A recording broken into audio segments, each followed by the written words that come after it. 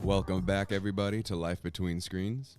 On today's episode, I have the pleasure of interviewing Dominic Veretti from the Leela Project. And the Leela Project is a nonprofit organization that aims to empower underrepresented youth in the Inland Empire area. Their reach kind of is starting to crawl and to expand past their initial Inland Empire range, so it's kind of nice to have this conversation with Dom. Like, it's been a minute since I've been able to kind of actually sit down and have a full length conversation. We were able to get together and talk about Leela Project's history, about what they aim to do in the future, and they actually have a charity benefit dinner that's coming up on August 11th. You can find all the information through Instagram, through social media. We'll go ahead and throw all the links down below in the description. And I hope you enjoy today's episode as much as I enjoyed having the conversation with Dominic. It's been absolutely a pleasure knowing him. We kind of go back. We've always kind of crossed paths, but we've never actually sat down to have a good old-fashioned conversation. It's always been really, I don't know, objective based. Of we're both very busy people. I mean, he pulled up to the interview and he was on his phone taking care of business, and right up until we sat down, he was taking care of business. So I appreciate his time. I appreciate him taking the time out of his busy schedule to sit down and share his vision and share the vision of Leela and what they aim to do, and hopefully you enjoy it. And please feel free to let me know what you think. Leave a comment, reach out, let me know, and hope you enjoy.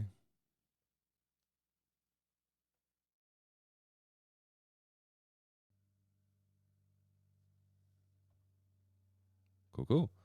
All right, man. How have things been? Good. I can't complain. Hanging in there. You're hanging in there? Grinding. It's nonstop. Yeah. Well, dude, so you got the dinner coming up, right? Yeah, our fundraiser dinner. It's our first fundraiser dinner. I'm excited about it. It's definitely kind of a weird transition for us to flat out ask people for money. Yeah, Like it's different, and it's gonna be fun because we're gonna have a cool group of people in there. We'll have your blue collar guys. We'll have people from all walks of life. So it's gonna be interesting. I'm excited. Yeah. So I guess for people who don't really know, or I guess people who might be checking this out, what is the dinner? What was the dinner for? So it's for the Leela Project, for those who don't know. Yeah. So it's for the Leela Project. We're a nonprofit. We work with underrepresented youth between San Bernardino County all the way down to LA County. Ultimately, the purpose of the fundraiser dinner is to raise money for a learning center that we're going to open. We really feel like there's some things economically in that part of Corona where kids might not have the same advantage as other kids. So, for sure. The learning center will be 100% free. It'll be a STEM-based program, and it's going to be Tuesday, Wednesday, Thursday, open tutoring. It won't cost anybody a dime as long as you're a Corona Norco resident, guy or girl. You guys can come down. And the reason why we're raising money is to make sure we pay the teachers what they're worth. I mean, teachers are definitely undervalued and underappreciated and underpaid.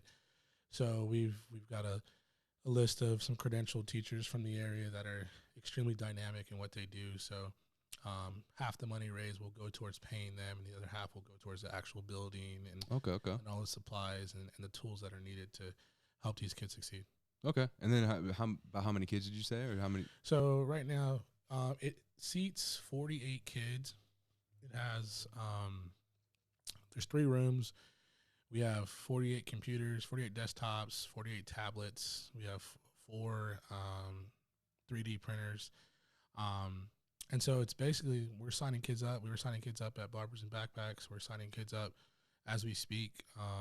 And it's inside the Corona Public Library. And the reason why we did that is because we want it to be a resource that, kids are walking by or families are walking by and see it and wonder, like, hey, who's the Leela Project and what's this about? And so we didn't really want to have like a brick and mortar place where we had to like spend thousands of dollars on advertising or marketing and trying to get kids in. We wanted to take advantage of the kids that already care about learning and that are already at the library utilizing those services as well. So yeah, it's going to be exciting. I'm excited about it. I know I'm pretty excited about it too. I know that I don't know growing up in Corona, you know what I mean. It's definitely nice to see people. I don't know. I guess it's part of my personal thing of like what I'm trying to do as well is trying to give back to the city of Corona, trying to give back to you know what I mean.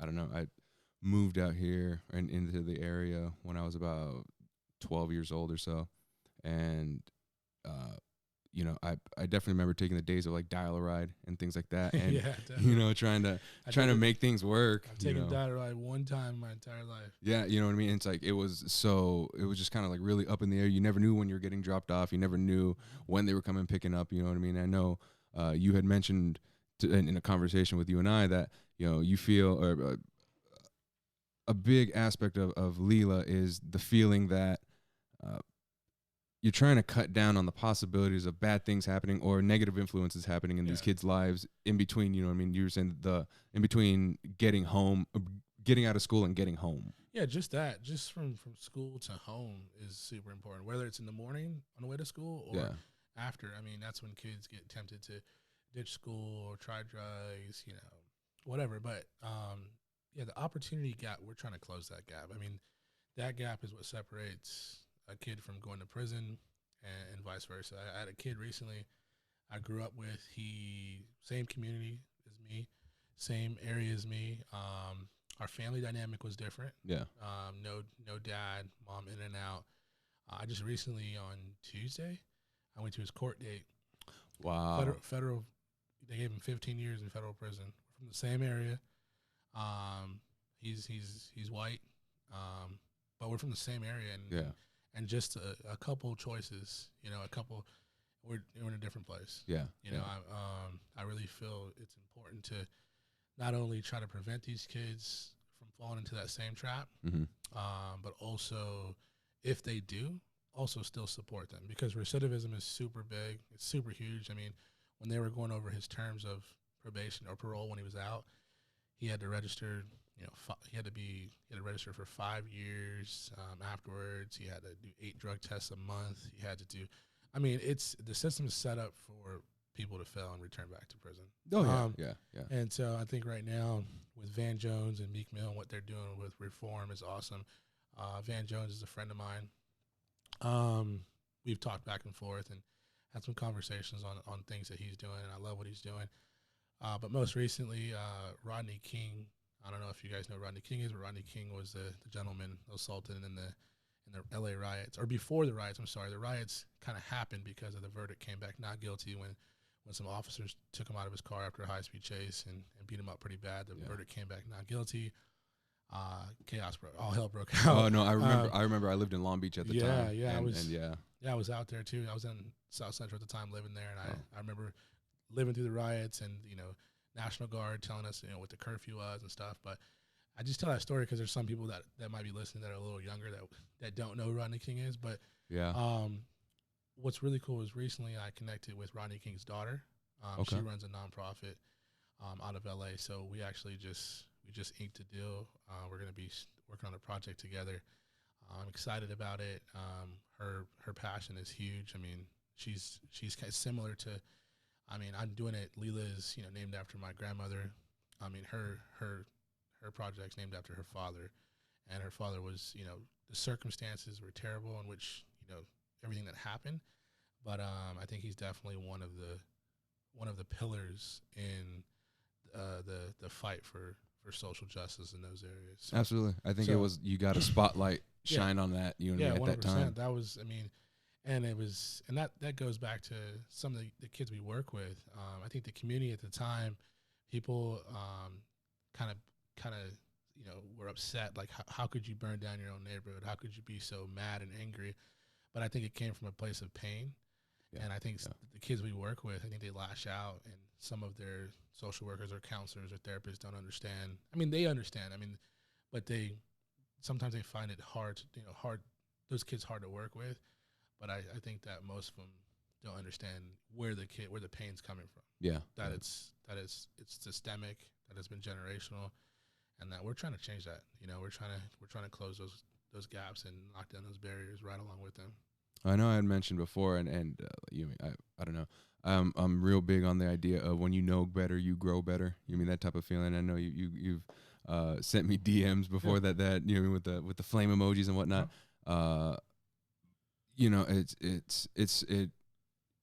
It really sounds, that you're giving these kids these opportunities, or at least trying to look for these opportunities, being proactive to give these kids these opportunities. You know what I mean? You mentioned before that, Leela's the Leela Project is named after your grandmother, and I know from talking with you that heritage and legacy is kind of really, really important for you. And it sounds like I see it as you're really setting up this legacy for these kids, that are involved in these programs. Yeah, exactly. I mean, I think that me and some buddies always talk about culture vultures and how people are so quick to take other people's culture, and then once we see someone else, rocking our culture, doing what we do, then we're like, what? He or she's a vulture. I can't. But no, we should be proud of our culture. We should be proud of our heritage, where we're from. Yeah. Reason why we picked the elephant as a logo is because the elephant has the best memory of any animal in the wild, and we want these kids and whoever we work with to remember us and to not forget where they came from. We want their memories, because their memories are what fuel you. You know what I mean? So, and it's a good feeling to know that a kid, a couple years down the line, is like, hey, Dom or this person is showing me so much love, and then they want to come back and help us out and do what we do. Yeah. So yeah, I mean, I was fortunate enough to have a father figure. My dad, despite his early actions of growing up, I mean, he's young, like I said, young cat in South Central LA during the crack epidemic in the 90s. I mean, what more can you? I mean, I'm glad he's still around. The odds were definitely against him. Yeah. But one of the things that I cherish and hold, that's important to me, is that he never quit on his family. He never, abandoned us, and he never, whether he got in trouble with the law or not, he was always back, and he was back grinding. He was, working. So I had some good examples. I had some really good examples growing up, and some uncles and some guys in my circle that helped me get to where I'm at. Yeah. I mean, I think it's that whole "it takes a village." Oh yeah, 100%. And I mean, unfortunately, when you sometimes you don't have these kids don't have the opportunity to have that village behind them. You know what I mean? And it's I don't know. I can't even imagine that, because like I've been in a position where I've had both my parents in my life. You know what I mean? They've been very supportive of what I do, what I try and pursue, and they've always been kind of there to expose me to the realities of things, and at least show me like, hey, this is a possibility in life, and this is also a possibility. And you kind of see, I don't know, like what you're kind of capable of. You know what I mean? And a lot of these kids, you know what I mean, to be able to see, like, maybe I don't know, maybe they think that help is a bad thing, or maybe they think that they're not capable of certain I don't know, you know what I mean? The brain is a weird thing, and it's like, it's really like you guys are in like the mindset game. You know what I mean? Like you guys, because I know you guys are really curriculum and education based. Like what you guys literacy. I mean, I might not talk it all the time because we're just having. But literacy and reading, writing is extremely important. Yeah. I mean, communicating how you feel or what you want, or your desires in life is important.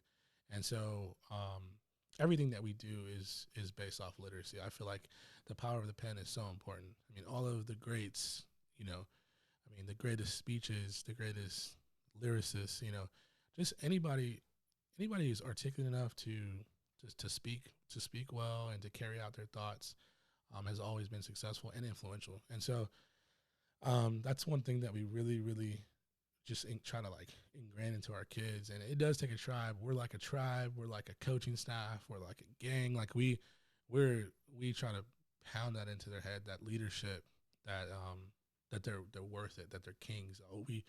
They're all young kings to us, and their self worth is so important. So, and that gets back to self respect. And we just there's a ton of principles that we try to preach to the boys, and we just want to create better young men. That's all. Yeah. I mean, I think that's a really big foundation. You know what I mean? It's like these little small changes that have such huge outcomes. You know what I mean? Like these a small change such as getting these kids rides paid for. You know what I mean? Because like you know, people may not know, you have to pay for the bus rides. Yeah, you got to pay for everything. Costs nowadays, and I know from person. I mean, it's tough. I mean, a lot of parents will put their kid in sports. A parent will put his kid in baseball, and if Johnny and Rebecca wants to play baseball, they're probably gonna or play a different sport. They're not gonna. It's easier to get one kid to practice if it's the same sport. You're on the same team. It gets costly, and everything nowadays is so expensive. I mean, back to tutoring. I mean, the average cost of tutoring is $41 an hour, and which is crazy if you have multiple kids. Yeah. And so if you sit there and your kid's struggling with math or science or reading or writing, it's just like, how do I get all my kids to do that? And then if you say, well, the school has the resources, I'll have the kid stay with his teacher. Teachers are so underpaid. Yeah. And teachers just want to go, like after school, they got papers to grade. They got, I have the utmost respect for teachers. And it was just until recently. I mean, I probably gave a lot of my teachers gray hairs growing up because I was a pain. But, and that's one of the reasons why we do what we do, because I know how I was. And I know that there was I came to a couple crossroads where I could have made a left, and we couldn't even be having this conversation right now. And, I stayed on the path, and that was just because I had certain people in my life at the time. But man, some of these kids, they don't have hope. They live with grandma, grandpa, dad's in prison, mom's in prison, or they're in foster care, and they don't care. When they come to that stoplight or that roadblock, they're not going to try to go straight or go through go over the speed bumps. They're just going to make a left because it's easy. Yeah. Fast money is so easy in these areas. No one wants to work at McDonald's to get made fun of by their friends. Especially nowadays in the instant gratification. Like everybody wants everything now. Exactly. We want everything really quick. And you know what I mean? To try and, I don't know, have a farmer's mentality with these kids, or at least trying to teach them, you know what I mean? Like, it's not about like that immediate, like, okay, go and get, I mean, it's really tough because, I mean, I don't know, like my mom was a teacher, and so she's been a teacher my whole entire life. And so I've seen these classes grow from 15 kids to 20 kids to 25 to all of a sudden 35 kids. I mean, it's not uncommon in inner city schools or wherever, you know what I mean, to have 30 plus kids in each class, you know what I mean? Yeah, and that's too many kids. I mean, we were taking, one of the schools we work with this year, we were taking about 12 to 15 boys from the class, and the remaining boys in that class and girls were still in the 20s. Like, we were taking, I mean, to have more than 30 kids in a class is crazy. Yeah. In my mind. I mean, well, you try spinning 30 plates at once, you know what I mean? And we would have, one of the schools we worked with, we had 30 boys, and these are the most challenging boys from this particular school. Yeah.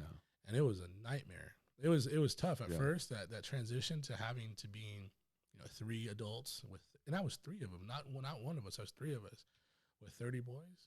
Man, it was, that's why, like I said, teachers are definitely underpaid, underappreciated. They deserve to be paid way more. Oh, well, yeah. You know what I mean? It's one of those things. But I mean, it's really cool to see somebody stepping up, you know what I mean, and willing to at least, I mean, you guys are putting in so much effort. I mean, to fill in these gaps and fill in and do what you can to really provide for these kids. And I mean, and really, it's almost like you're treating them like they're your own family, you know? Yeah, I think a lot of it, I mean, it's not just us. We we're the faces, but the community behind us is heavy. We have some great people behind us that we couldn't do what we do without the people that we have. I mean, we have tremendous respect and then love for the support we get from some of the companies, just the personal relationships we have. I mean, it's awesome. But yeah, I mean, it just was, I got tired of hearing people, bash that, oh, the next generation is going to be this and the next generation is going to be that. I mean, those next generations are I mean, how could you talk about it and not do anything about it? So for me, it was like, listen, I'm not going to complain about anybody. I'm just going to jump in there and get my hands dirty. So So that's what we did. Yeah, yeah, yeah. So, Well, I mean, especially nowadays, it's so. I mean, there's never been a time more where you can get in and do something. You know what I oh mean? yeah, Where you and can make something happen yeah, with it. I mean, I think about like if you try to make a or try to do a nonprofit, you know what I mean, 50, 60 years ago, oh how yeah, many steps would you have to do? yeah. You know what I mean? And here you guys are influencing so many things, you know what I mean? And attempting to influence more. You know what I mean? Aleela's reaching, I mean, I know just talking to you personally, you know what I mean? The plans and the vision that you have for Yeah, Leela. we're going to Mexico. We're going to Mexico in September, and I'm flying out to New York in August, trying to get some stuff together for a deal in Brooklyn, in Harlem. So, um, yeah, we're trying to. I mean, Southern California is where our home is, where our heart is. Yeah. But I definitely Mexico's so close, and the people of Mexico are amazing people, and if we can help them in any way, like we would love to, and so we're going to. We're going to go down to Ensenada in September. We're going to drop off a bunch of backpacks, school supplies, some clothes. Just just help out however we can. It's just we're just doing what we can with what we have. Yeah. I mean, it's nothing innovative. It's nothing crazy. I mean, a lot of people give Mexico stuff, but I want consistency to be what we're about. I want them to see our faces and know our names. So we'll be out in Ensenada in September, and then hopefully, fingers crossed, in August I'll be figuring out a deal with a company in New York. So I'm excited. Yeah. It sounds like big things on the horizon. Oh Hopefully, yeah, you know what I mean? 100%. But yeah, the power of social media is. I mean, 50 years ago it would have been impossible, but now people people listen to things like this, watch YouTube, Yeah. scroll Yeah. down Instagram, and a lot of people. I think for the most part, people are good and they want to help. They just don't know how to where to go or how to get started. Some of the feedback we've gotten from the city or from other organizations is like, hey, how do you guys get so many young people to volunteer? It's crazy because we've been trying to get young people for years. And my response is, I'm like, well, you're in your late 60s. What you're doing is a little watered down. Like let's be more engaging. So when I really harp on social media because people need to see what you're doing. I hate at first when I started. I hated putting stuff on social media because for so many years we did stuff behind closed doors. Yeah. Because that's how it's supposed to be done.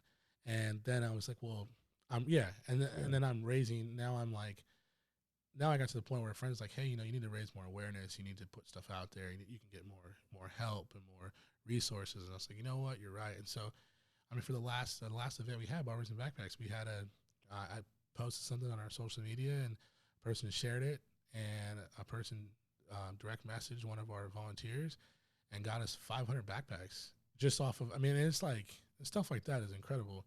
I mean, it's a blessing, and we appreciate people that really engage with us on social media.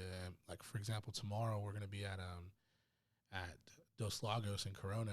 They have a summer concert series, and it's Journey. It's a Journey cover band. They're expecting like 3,000 or 4,000 people. So every person's gonna be out there screaming Journey. Yeah. Don't stop believing. Yeah, drunk off their mind. But we'll be there. We'll have a booth there. We'll be selling drinks and food and snacks and just telling people about who we are and where we're at and how we can help. And social media is one of the things that we'll have we'll have a brand activation table set up where people can come and really engage with what we're doing, follow our social media, subscribe to newsletters, that kind of stuff. But from the point that we were talking about, young volunteers is what it's about. I mean, 18 to 25, or even up. I mean, they're so energetic. They keep me young, Yeah. and they love. I honestly think this next generation of kids coming up are amazing. What they're doing is it's crazy. And so I want, if we have a kid that's 18 and he loves what we're doing, he supports us, we're going to support him through college, him or her through college. We've been to, I went to my first wedding for a volunteer. I went to a volunteer's wedding, and it meant a lot to me that they invited me to their wedding. Yeah. That's super special. I've been to volunteers' graduations. I've been to people that help us.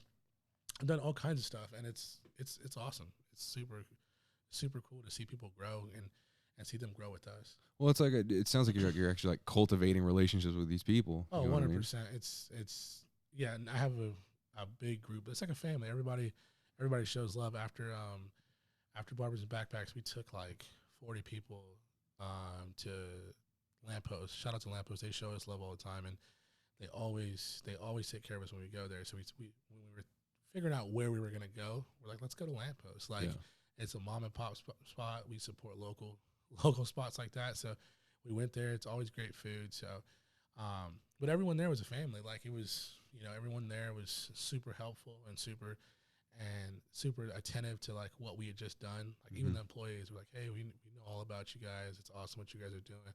So it made the people that volunteer feel special. And at the end of the day, that's what it's about, man. It's making people feel good. Yeah. And so, but through actions, not just like, hey, like nice shirt, like hope that makes you feel good. It's like being intentional about, following up and hey, how you been, like. Actually being valuable. Yeah, exactly. And then reinforcing that person is valuable. We have a kid named Aaron who's just like, I mean, he's one of this guy works nonstop. He comes to events and he has that like, I'm going to get it done regardless kind of mentality and just get stuff done. And we have a girl named Stephanie who's amazing, who just gets stuff done and like is super positive and is good to be around. And we're blessed. We're blessed to have some solid people in our camp. Like, who actually want to help. Yeah, and who's like they have a drive to do it. Yeah, definitely.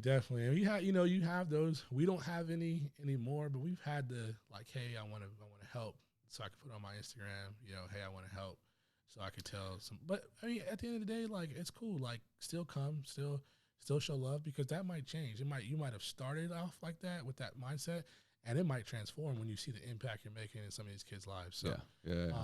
So I still even them.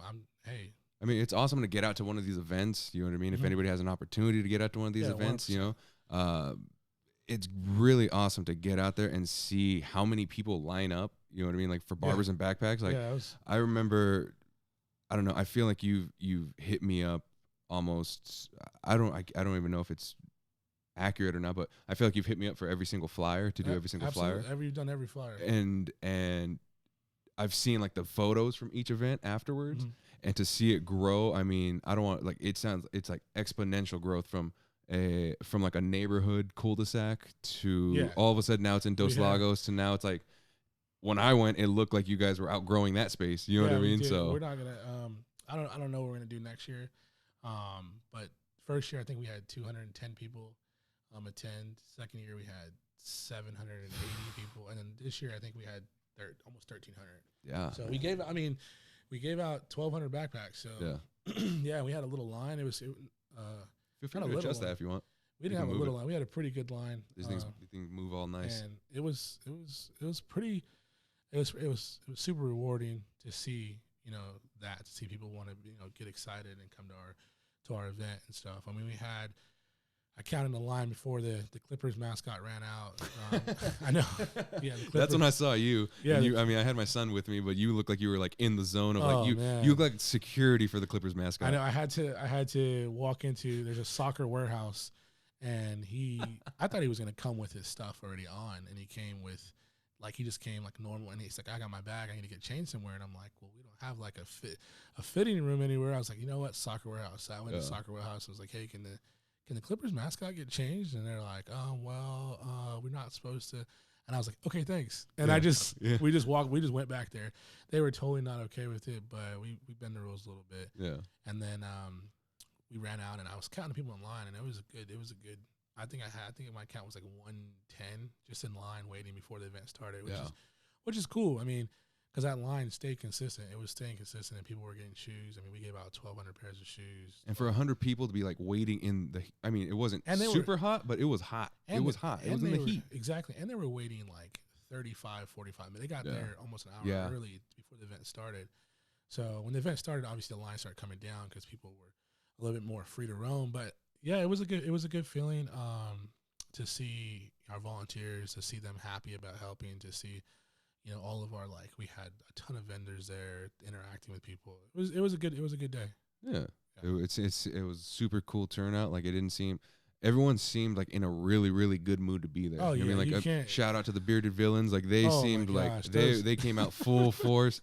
Those guys, those guys are crazy. I remember they made me jealous that I wasn't growing my beard out anymore. I know. I told them, I'm like, hey man, I'm half Indian. Like just give me 3 days and I'm going to sign up. They actually just gave me a patch.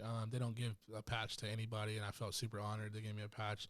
for like my work in the community, and it was super dope. Really? Yeah, you have to be like in the Bearded Villains. It's an actual these guys, they're like 100,000 deep, like globally. Wow. Like if you Google Bearded Villains or go on Instagram, there's like Bearded Villains in like New Zealand and London like I even asked about India. I was like, wait, can I be the first Bearded Villain in India? Can I start a chapter in India? Like, oh, too late, they already got it. I'm like, oh man.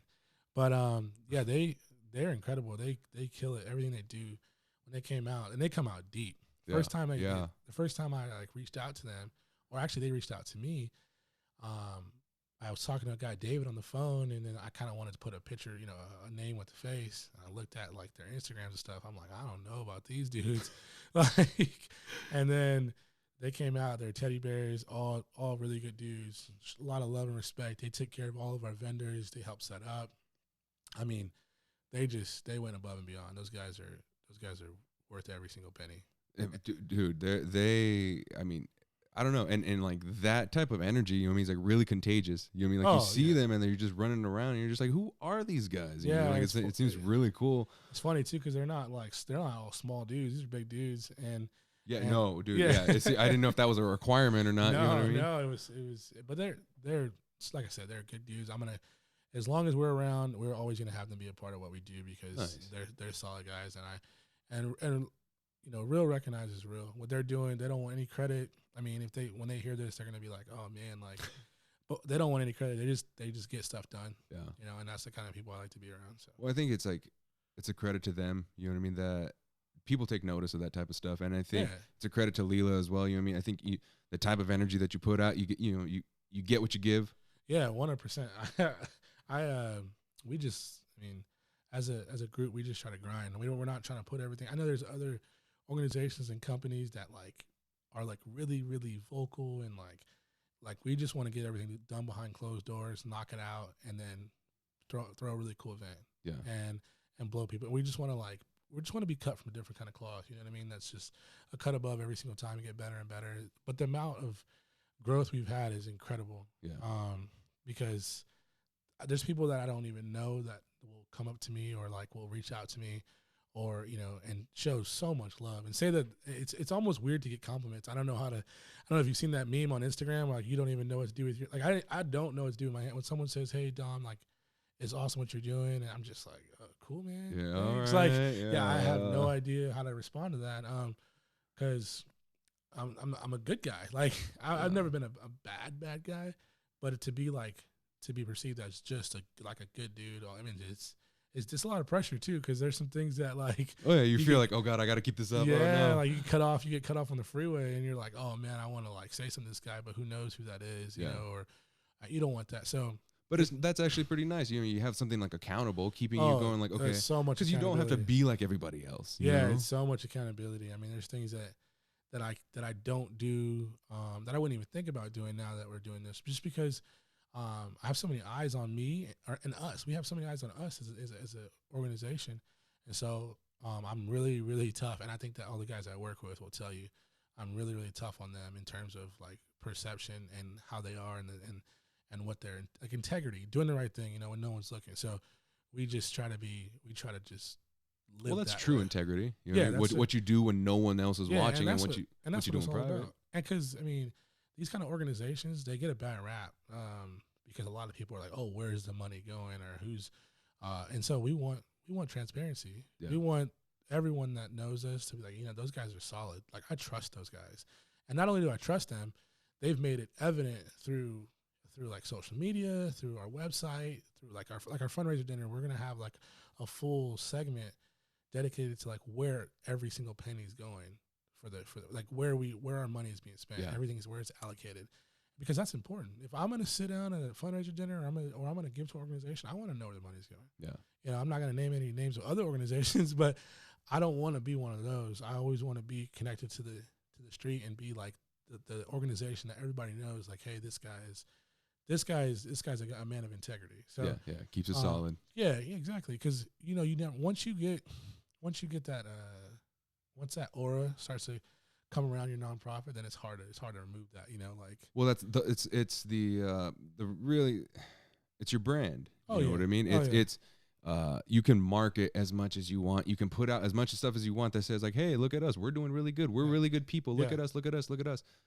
But it's what the people decide, you know what I mean, who you are. So I saw something that said that marketing is like asking a girl on a date, and branding is like whether or not she'd say yes. Yeah. You know, and so I want everyone that we ask to say yes. Yeah. You know, whether it's, hey, come volunteer, whether it's like, hey, what do you think about coming to cut hair? Yes.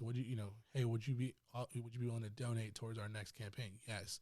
I want yeses, you know what I mean? So because these kids get so many no's, you know, and so we want to be the reason that they hear yes. Like, so I mean, that's what it's about. Yeah, absolutely. You know, it's crazy that, I don't know, it seems like a far cry from, or a complete 180 from you being like, I don't want to expose anything. I want to keep things in private. But then when you say, well, I know if I'm going to a dinner, I want to know where my money's going. 100%. It's like opening the door, peeling back the layers, you know what I mean, pulling back the curtain. Mm-hmm. I think doing that exposes you in a way that's like, I mean, everyone uses the terms authentic, genuine, whatever as the buzzwords, you know what I mean? But it really does it in a genuine, true fashion of where, you know what I mean? You have nothing to hide. The story stays really consistent with Leela because it's like, yeah, here's what the story's been the entire time. Yeah, exactly. It hasn't changed. No, I mean, as much as I've known you, the story of Leela has not changed, and you've never lived in the results. You've always, okay, cool, we've accomplished this. I want this. Oh man, I was just telling a buddy, we're fundraising for the dinner. We have the fundraiser dinner coming up. We have the summer concerts every Saturday until August 24th. We are planning for Barbies and Backpacks Ensenada. And I just went over logistics with, like I said, Laura King, Rodney King's. Yeah. We want to get stuff squared away for that event, which will be in October. So I'm like working on 4 or 5 things at one time, and it's a lot, but it needs to be done, and that's the only way we can do it is by like grinding in silence, you know. Oh, absolutely, yeah. Because people come up to me all the time and say, hey, like, you know, I wish I could do what you do. I mean, you can. Like, I started on a couch. I was like sleeping on someone's couch, and then I was like, you know what? You know, I wanted to make a change. I was like, this is what needs to happen. I was helping people before I could even help myself, to be completely real. Because, like I said, I was trying to find myself, and like I always go back to that quote about, you know, to find yourself, you gotta lose yourself in the service of others. So I hadn't even figured out who I was yet. I was 30 years old, and like, what am I supposed to be doing? You know, I went to school. That's a familiar story. I played some sports. I know a lot of cool people. Like, you know, I've had some great opportunities, but what's my calling? Yeah, and it's always been people. So, I mean, it's getting pretty crazy though, as of late. Well, I don't know. It's funny how you talk about service and how you talk about helping and how a certain member of my family goes to a certain sober people group, and they talk about service and the act of service. So you can be free of all your negative vices, but you're still okay. You're essentially sober, but do you make a difference? You know what I mean? And it's really funny how you talk about, you know, you didn't even know yourself, but you knew that you wanted to help other people. And it's like 100%. That line of finding yourself by losing yourself in service of others. Others. It's a Gandhi quote. Yeah, it's Gandhi. Yeah, so I mean that's one of the things it's hard to, you know, because when I hear it and I hear, you know, people want to start stuff and start organizations or start you know, companies, like, let me help. I tell people all the time, like, you know, that was whatever your movement is, like, I want to be a part of it, however I can help, because there were so many people when we first started that was so generous and help with us and what we got started. So that's what it's about. I mean, Corona's a small city, and there's some really, really dope, innovative, cool, genuine people that come from Corona. The IE gets a bad rap, obviously, in comparison to any other, you know, in comparison to LA and Orange County. But the city of Corona has some, I mean, we have military. I mean, Ian, he's a major in the military. We have scientists. We have professional athletes, musicians. We have tattoo artists. We have, I mean, anything you could think of. We have some heavy hitters that come from this area. And I just think that needs to be recognized.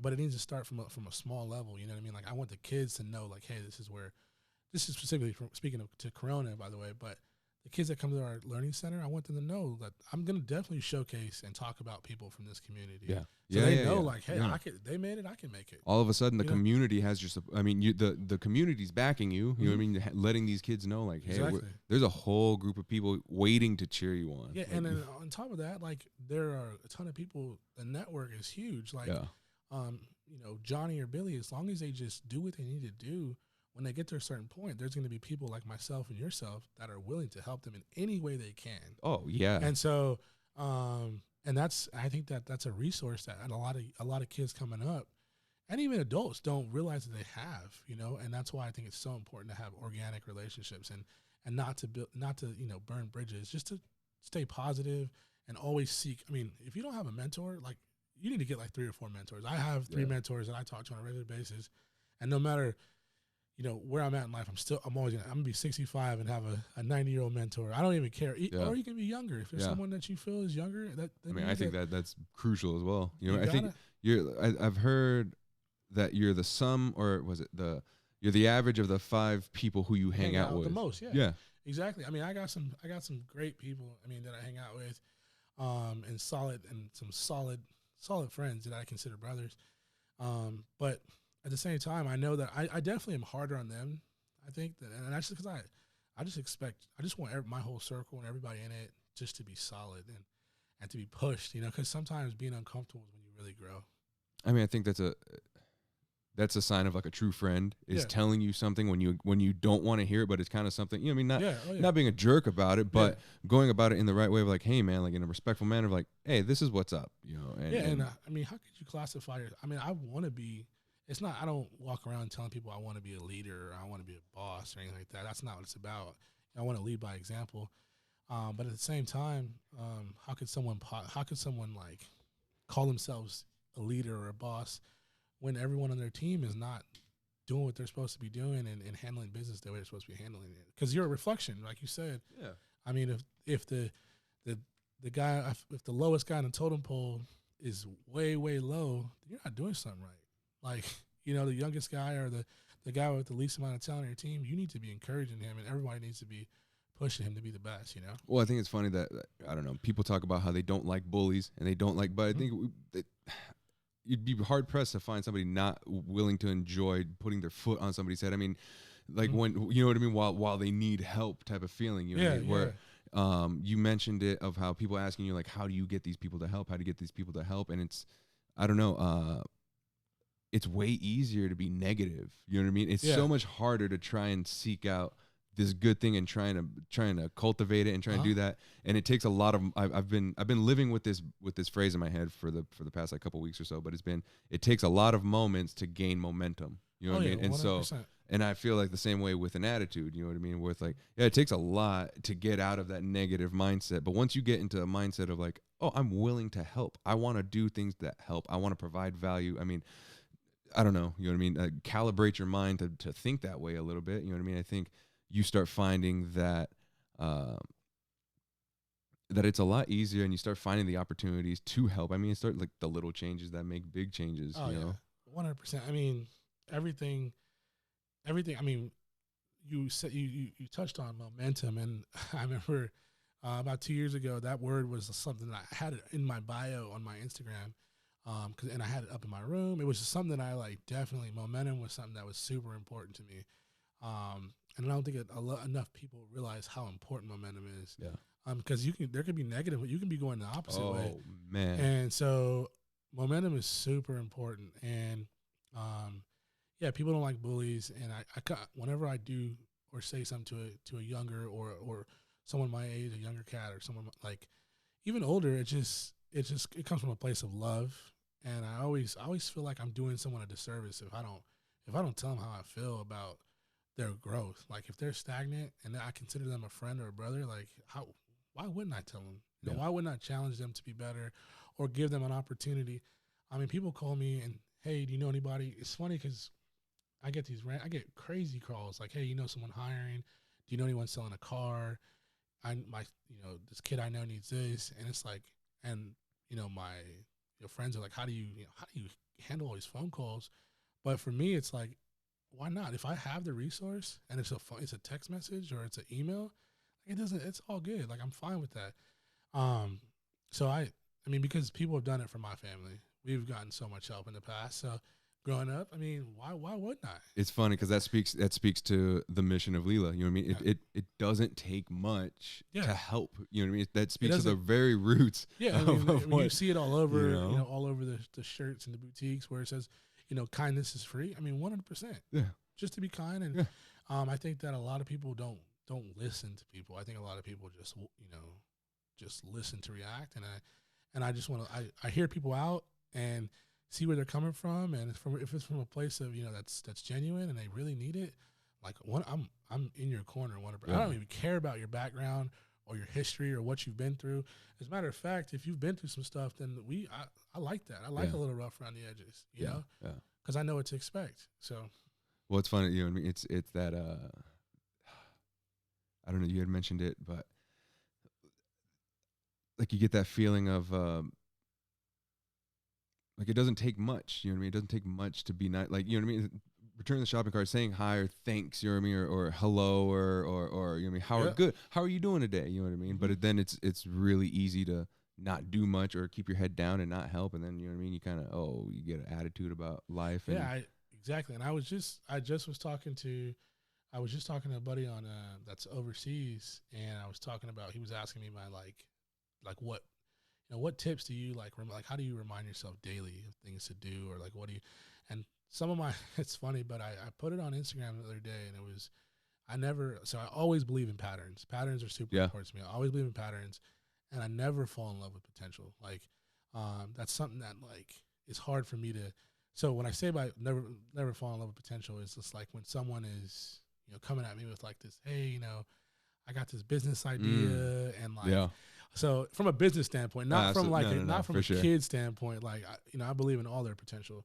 I mean, from like a business standpoint, hey, I want to collaborate on this. I think that we can do this. Like, unless it's like already in the works and you have like proven research and data, and I've seen you've seen the effort, like, because at the end of the day, work is it's all about work, and if you're not, you could say whatever you want, but if you're not working, it's not gonna happen. So, and then like Biggie's second commandment, I always go back to that. I think that's super important. About never letting the guy know your next move. And just because you don't need to, like, hustling in silence is so much. We're in a different place right now with social media. Everyone wants to be flashy and wants to show off what they have and what they've done. I mean, it's sad that you see people going to different countries and spending thousands of dollars just to take pictures to put on Instagram. Like that Drake song said? Exactly. And it's like perfect. Yeah. And it's like, come on, man, like take it all in. Like I'm going to Hawaii next month, and I'm like, oh, I can't wait to take a bunch of cool photos. But at the same time, I'm like, I also want to take it all in. And then there's going to be a day or two where I'll just leave my phone at home, and I'm not going to back at the Airbnb. Yeah, man. And just go do my thing.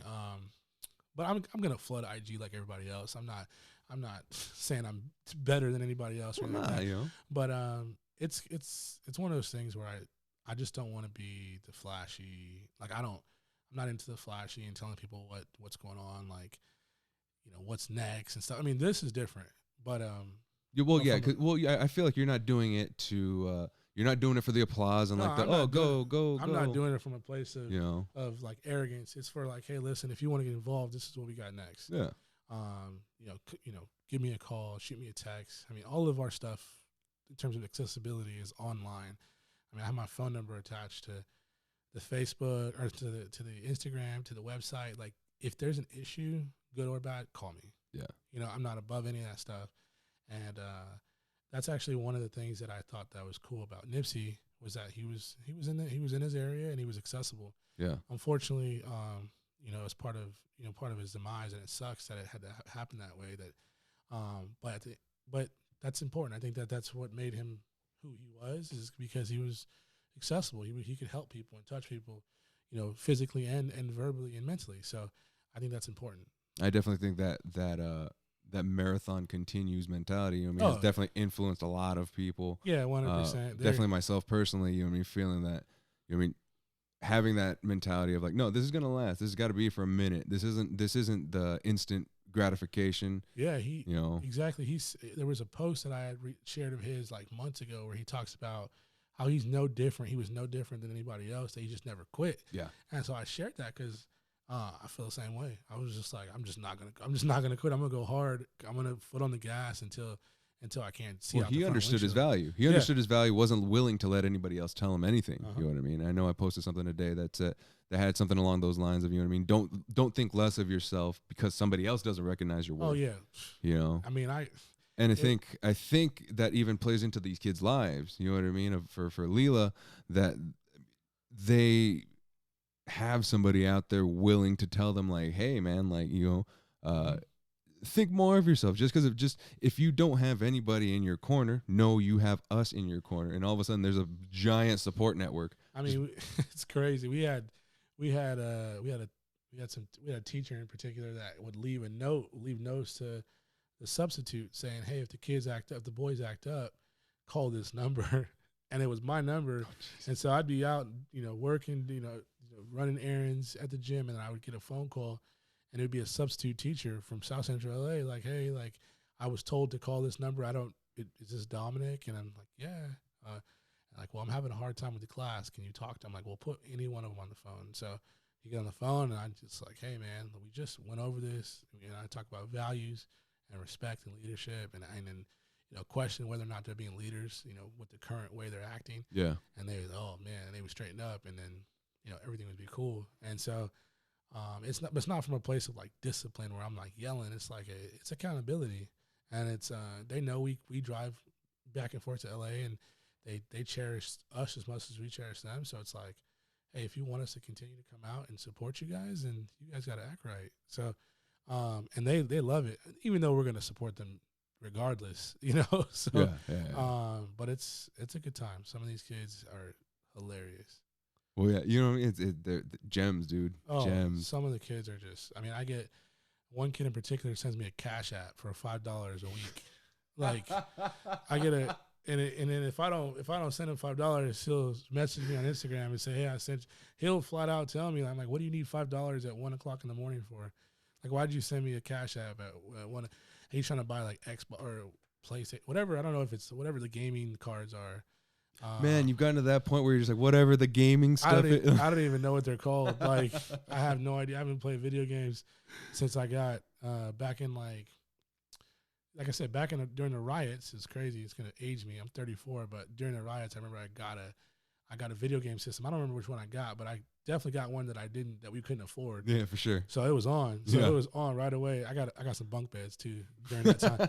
But yeah, I had some uncles and cousins that were fast. Yeah, they looked out. Yeah, they took care of me. But and then I got like another. I think I got an Xbox in college. I think a girlfriend bought me an Xbox in college, and that lasted for a month or two. And I'm so busy. That's fun. Yeah, hey. And I haven't really played video games since. No, you've been busy. You've been busy since. Yeah, I haven't. But yeah, the kids love it. The kids want to be gamers or be YouTube. They want to do their own YouTube thing and stuff. So we're really trying to encourage like coding and STEM and stuff like that. It's crazy that you're to be able to encourage these kids and tell them like, hey man, there's no more gatekeepers. Like you can do whatever you want. Oh, bro, and it's.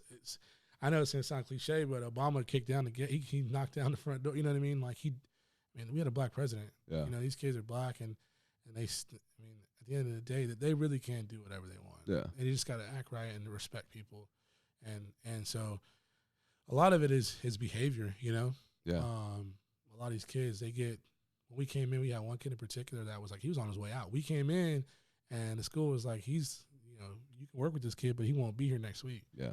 I remember going home and telling myself, yeah, that's what they think. Yeah. Like I'm gonna make sure this kid's here. So we work with him, and I mean, he was about to get kicked out of the district. He had already been kicked out of the district, actually. Like he had just came back to the school, and so, I pressed him a little bit and asked him like, what his deal was and what's going on and what makes him tick, and challenged him and told him how close graduation was and that he needed to tighten up. How we talk to the boys isn't how other nonprofits talk to the boys. We're not disrespecting them, but the way we carry ourselves and our vernacular is much different. Yeah. You know what I mean? So we're not asking kids to tighten up. We're not telling them. We're just asking them, hey, we're just reminding them that if they do, this is what you can have. Like, these, you can reap the benefits that you can have. If you want some stupid Gucci belt, like, do it the right way. Like, Yeah. if you want a Range Rover, just do it the right way, because, back in the, we had a little talk with some of the boys, and one of the kids said he wanted to sell drugs because it was, made a lot of money. And I think it was in the early 2000s when 50 Cent first came out. He dropped a documentary, and during the documentary, he talked about how he would make guys in his neighborhood would make $100,000 in a month off of selling dope, and then they would go away for 6. And it was like, you can make the same amount of money working at McDonald's. Yeah. 100,000 divided by 6 years. I mean, you can make that's easy. Yeah. Why not just do it the legal way? Why not do it the legit way where you don't gotta look over your shoulder? Because we told that boy in particular, like, you're gonna have to look over your shoulder for gangs, somebody robbing you, or for cops. I mean, any ways it goes, you're not gonna live the life you want to live because you're constantly worried about your surroundings. Yeah, no, it's not. It's not fun. I mean, to constantly feel like somebody's after you. I mean, that's anxiety. It's not a life. Yeah, you can't. No, we don't. That's not how we operate, man. And so that game, it's just that game of cat and mouse. It is. Like, it okay, is. Because it catches up. It'll catch up in one form or fashion. You know what I mean? Like, it catches up, and it's like, I hear it from family members now who decided to go a different route, and luckily, thank God that they're still around and everything, but they talk about, like, I've heard them go, just what were we thinking? You know what I mean? Like, like that kind of just like you're 19 or you're in your teens and you're bulletproof type of mentality. Nothing bad can happen, nothing bad can go wrong. This is what's gonna happen, and blah blah blah. But you don't ever see, like, I guess if you don't have anybody reminding you that, hey man, like. And the crazy thing is I saw those things. I saw all I saw Pops, do a little bit of time. Yeah. I saw certain people, go away for a little bit, and I still did some things that I shouldn't have done, and man, it's by the grace of God that I never got caught up with any of this stuff. Yeah. But it's sick because it normalizes it. It normalizes it for these kids. They think that, I used to do ATM maintenance, and I remember going to one of the ATMs was in a prison, and so we'd go to the prison. We'd have to wait to get all our credentials checked out and all that. And I was waiting there, and there was a kid that was waiting there for the dad to be released. And it's like one of those things. It's like in my head, I go like, wow, like for this kid, like, that's normal. Like, for me, like, my mind was blown because there's never been something that I've had to experience, and never been, you know what I mean? But to see that, it's that's why they, it's funny because people say, like, man, this guy, I go to this a couple years back, I used to go to this kids camp, and it was for foster kids, boys and girls. And some of the other counselors would say, hey, such and such is like, he's 11, but he's going on like 18. He's so much more mature than this kid. Well, it's because he's visited mom and pops in jail. He's seen drug deals. He's been to the hospital. He's been to funerals. He's been, and that's stuff that it sucks that they got to see, but it forces you to grow up faster. When you got brothers and sisters, you got to help raise, right? You might not play video games. You might be too busy trying to make a bottle or make food for your younger siblings or something like that. Yeah, trying to figure something out. Yeah, trying to figure it out. So that's funny. I actually had my pops got into some trouble. He got locked up and for a short time, but it's funny because he went in solo. Everybody goes in by themselves. Yeah. But when he called me, he said, hey, I'm going to be getting out.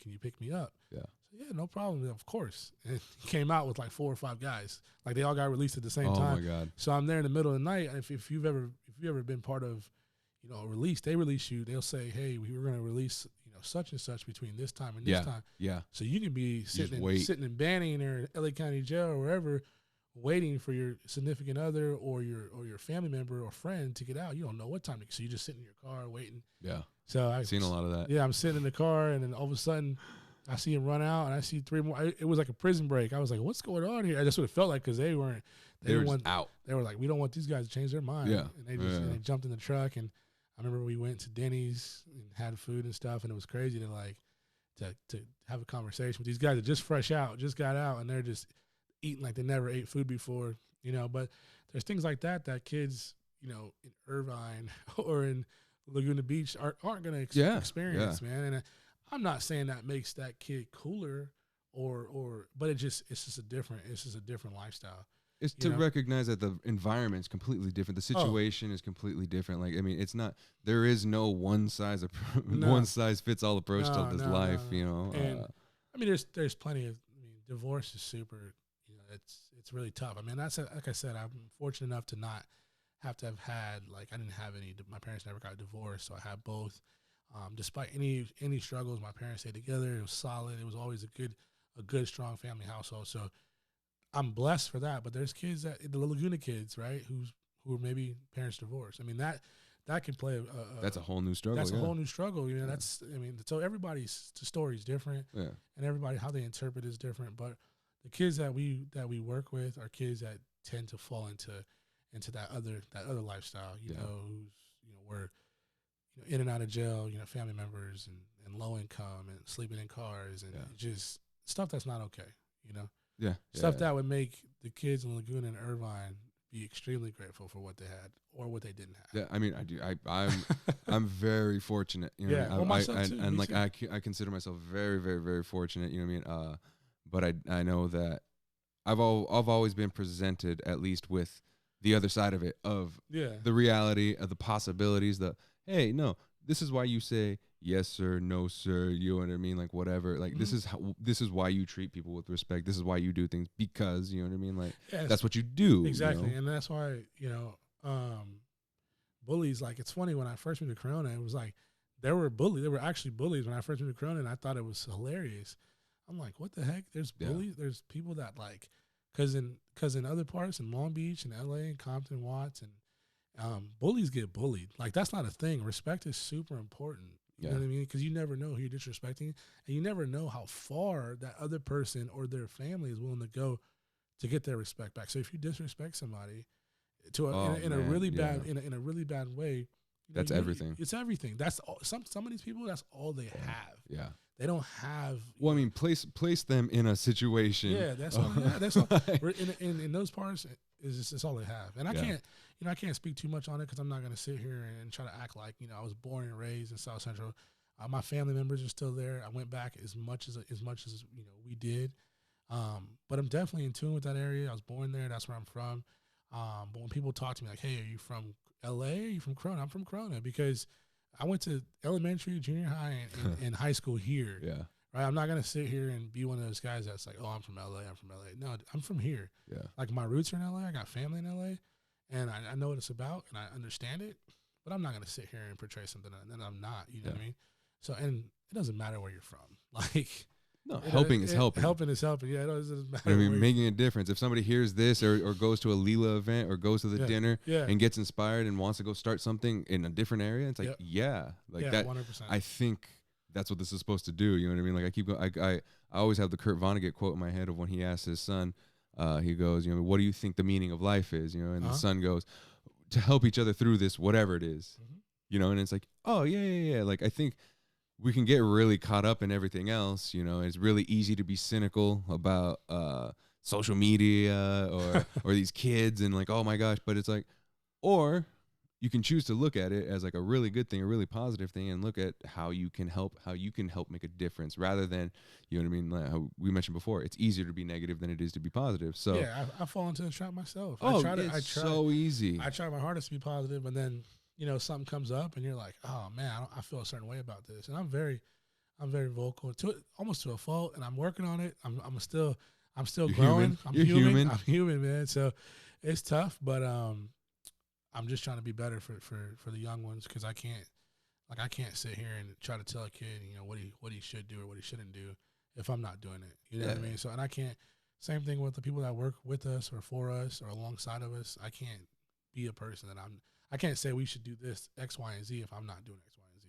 Yeah. So it's a constant struggle. I mean, like I said, because we are human, but in terms of being, a lot of people will associate, where you're from, what do you do, and they'll judge that on how they should respect you, Yeah.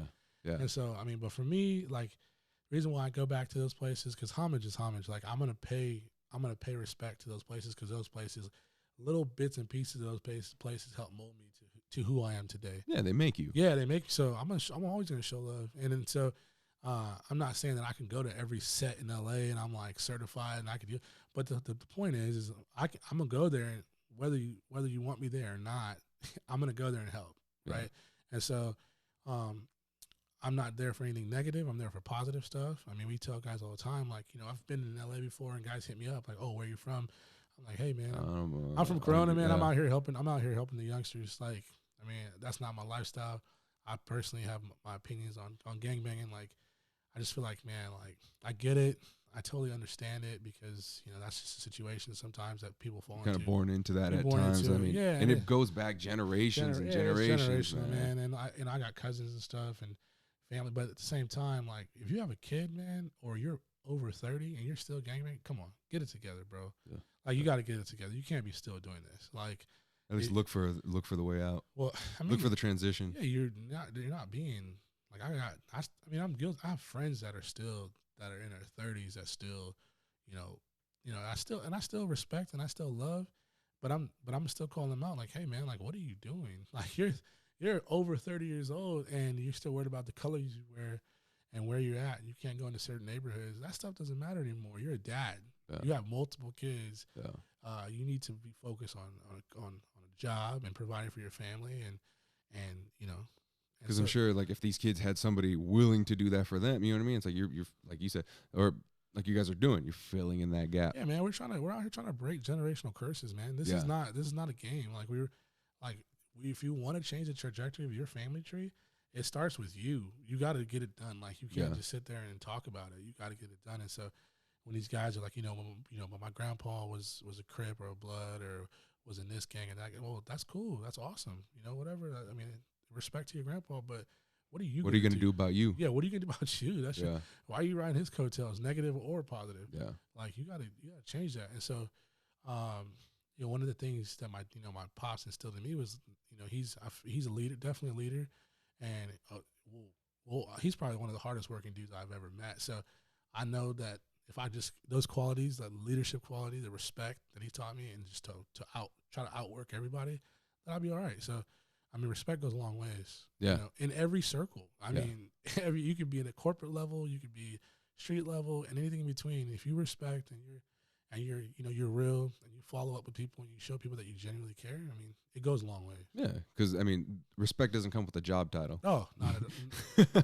100%. You don't. It's not just like, oh, okay, I'm gonna respect him or this person because they can do something for me. Oh, it's funny you say that. I tell people all the time, people are like, Dom, like, your Instagram, like, you seem like you do a lot of stuff. Like, what do you do for people I hadn't seen in a long time? What do you do for work? I tell people all the time I work at Kohl's. I'm like, man, I work at Kohl's. Like, just giving them, joking around. Like, I work at Kohl's, and you want some Kohl's bucks? Like, just because, like, why do I have to? And even people that don't ask, like, oh, what do you do? Whenever I mention a nonprofit, I always say I work. Yeah. Hey, I work for a nonprofit. Yeah. Because I think it's very pretentious to be like, hey, this is mine. I started it. Unless you know that already, I'm not going to give you that information because I want to see how you're really going to treat me. Yeah, absolutely. And the Kohl's thing too, all the time, especially with girls. Like, when I was a single guy, oh, what do you do for work? Oh, I work at Kohl's. And if they can't rock with you because you work at Kohl's, like, well, I think it's also a area. I don't know how to geographical thing. You know what I mean? It's like it's out here on the West Coast. It's like, so what do you? I mean, that's the first question out of anybody's mouth is, what do you do? And you're just like, man, you can't ask me if I like waffles or something. You know what I mean? So, like, it's got to be why. You know what I mean? I don't know. I don't know. My position is like, I feel like people kind of look for, oh, okay, can they do something? It's like a barometer of like, does it fall below this line or this line? Well, the reason why I do that is because I have guys.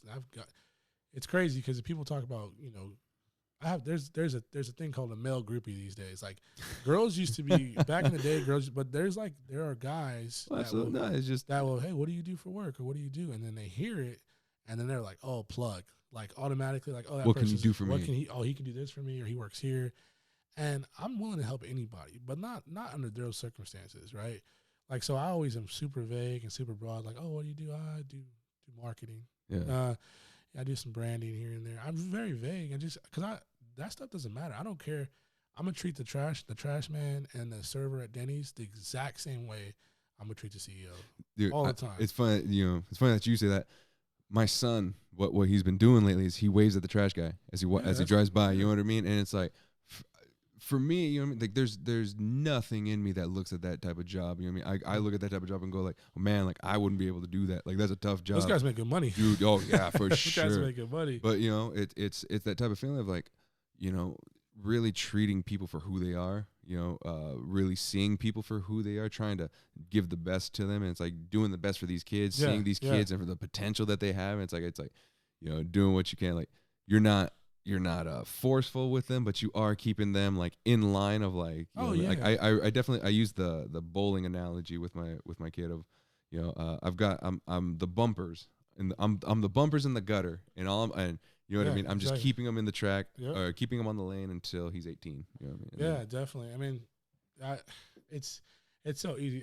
Some of the best guys I've known have been janitors, have been like, I mean, there's some coaches. I mean, but that stuff professions don't really, like my mentors come from 3 different walks of life, and I'm not, wisdom is wisdom, man, and you can get it so many different places, right? The guy who's a janitor could have just as much wisdom as a guy who is a financial advisor, So like, well, didn't the guy who invented hot Cheetos was the janitor? Did you hear that? I think I heard that story about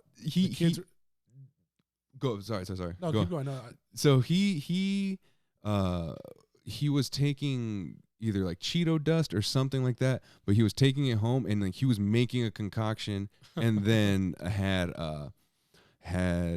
brought in like hot Cheetos and brought it into somebody, presented it to somebody being like, hey, this would be a hit for the Latin market. So they did some test marketing, and then I could be explaining this completely wrong, so forgive me. But they did some test marketing, set it in a couple stores. He told his family to go out and go buy them. So then they sold out, and he said, see, the Latin people love them. Hustle. Boom. I like it. It's all right. Think outside the box. Do it. No, I respect that. That's just funny. That's what it's all about. Yeah, I would do the same thing. I would tell friends and family, go buy it. Everybody buy it out. Buy it out. And it's like, you're willing to help people who are willing to help themselves. I think it goes back to what your dad taught you. You know what I mean? You grind, you hustle. If you don't see it out of anybody, if you can't bring it out, I can't force you to do anything. You can't force me to do anything. But if I see you running the race, it's like, I'm gonna hand you a cup of water. Yeah, and that's Barbers and Backpacks. We got there at like 9:30. So the night before we set up, and then we filled the truck up, the U-Haul truck with, so much stuff. And that morning we got there at 9:30, and it was nonstop. And that's one thing that I'm not above anything. Like I would have swept hair, I would have moved tables and chairs, cleaned up food, whatever. I mean, I'm not above it. If it's your baby and you care about it, you're gonna do it regardless. Like so. Oh yeah, because you're leading it. If not, you're just a supervisor. Yeah, I'm not about to sit back and just watch people work because in the past we've had people that are like that. No.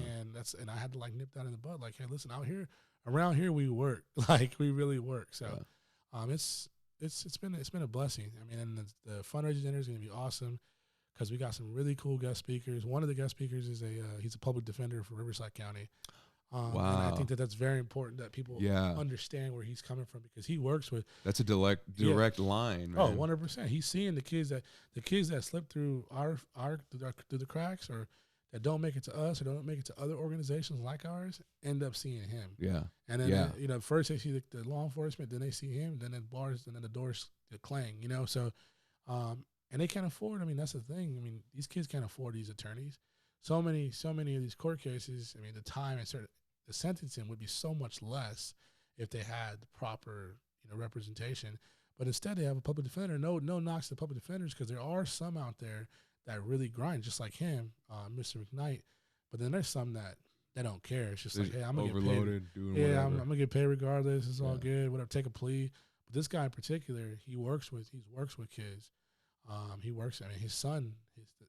He has a cool story. Yeah, it's a real cool story. His son was murdered a couple years back, and it really inspired him. His story is amazing. So I can't wait for him to talk about his story and encourage the people that are there to get behind an organization. If not ours, like someone like ours. Like that's the thing. I won't feel any type of way if someone supports an organization that helps kids, right? I mean, if it's not ours, as long as you're helping someone, like Yeah. helping one of those organizations, because these kids are innocent, right? Yeah. It's not like, you know, I mean, so many people, you know, no knock to people that are helping animals like the, you know, SPCA and all that stuff. That stuff's cool, man. I respect it. But these are actually kids, man. These are kids that are the next generation, you know, that will be running around with like your sons, like our sons and daughters and granddaughter, and you know, so it's important that we address it. Oh, it's like that old the old Indian or Native American saying. I mean, setting up this life for 7 generations. You know, 100%. Trying to do it and not just do it. It's not the immediate result. It's not just for us. Mm-hmm. You know what I mean? I mean, that's exactly why, one of the reasons why I started this, because if I'm doing this and like my brothers are seeing this and my brothers are doing it and family members are seeing it and then friends are seeing it, hopefully people want to start, like I said, start their own movement and want to leave behind something positive. I want, when I'm gone, for this to keep rocking and rolling, and for either someone related to me or someone else to take the torch and keep it going, because it's important that it's because it's bigger than me, it's bigger than us. These kids are super important. So the fundraiser dinner is all about, you know, raising money for the Learning Center. When's the fundraiser dinner going to be? Sunday, August 11th. Okay. 5 to 7:30. We have tickets on Eventbrite. We have tickets on the Eventbrite. The link is in our bio, on our Instagram, on our Facebook. What's your Instagram handle? It's at the Leela Project. At the Leela Project. At the Leela Project, and then, you can get hold of us and you can DM us on any social media. We have Twitter, Facebook, Instagram. Our website is leelaproject.org. You can find stuff on there as well. And if you just want to pull up and just hang out and watch and attend and hang out, you're more than welcome. We're not going to turn anybody away. We have 200 seats. You might not get a seat, but you can hang in the back and hear what we have to say, and we would love it. Because with what we're doing comes other things, comes questions. You know, we want to answer any questions. We haven't had an opportunity to talk about, you know, how we do the things we do. So I got some stuff to say. So we'll definitely figure that out on August 11th. Awesome, man. Well, I thank you. I want to thank you for coming out, for sitting down with me, for sitting in the uncomfortable chair. I'll get something better next time. It's all good. It's all good. It's love. Yeah, man. But yeah, dude, I appreciate it, man. Thank you. Yeah. All right, man.